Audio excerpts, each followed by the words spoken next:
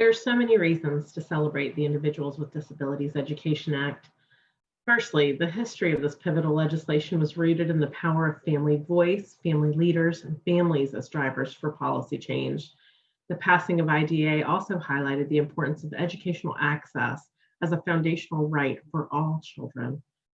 Since its inception 45 years ago, this legislative act was built on our country's social and civil progress, principles of equity and inclusion, and informed by developmental, political, and economic science.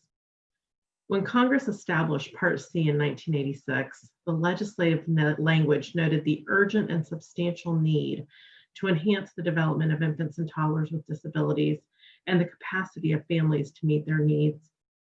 The legislation also recognized the importance of early educational and community investments that support promotion, prevention, and intervention for very young children. The Act elevated what we knew then, and neuroscience continues to reaffirm that the first 3 years are foundational to children's brain development, and these early years have a lasting impact on children's developmental, social, and academic success.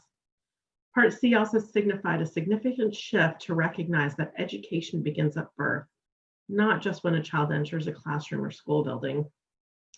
Through the years, IDEA has strengthened to ensure that states provide supports and services in equitable and culturally relevant ways, from regulations that mandated all services and supports be provided in a family's native language, to ensuring these services and supports are provided in children's natural learning environments. Part C has been instrumental in meeting families with young children where they are. Part C programs have also been afforded the opportunity to uplift the importance of social emotional development and early relational health through enhancing family capacity and empowerment as a key pillar of children's optimal growth and learning.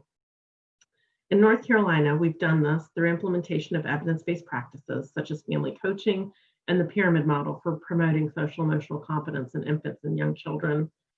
Embedding these practices have been even more important during this traumatic time in the pandemic, where we've provided much of our services and supports virtually.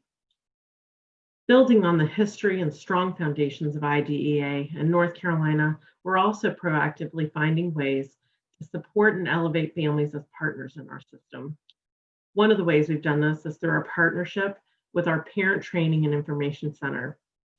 Through this strong partnership, we've implemented new ways of listening to family voice, conducted family leadership trainings, and continue to find innovative ways to improve our system with and for our families.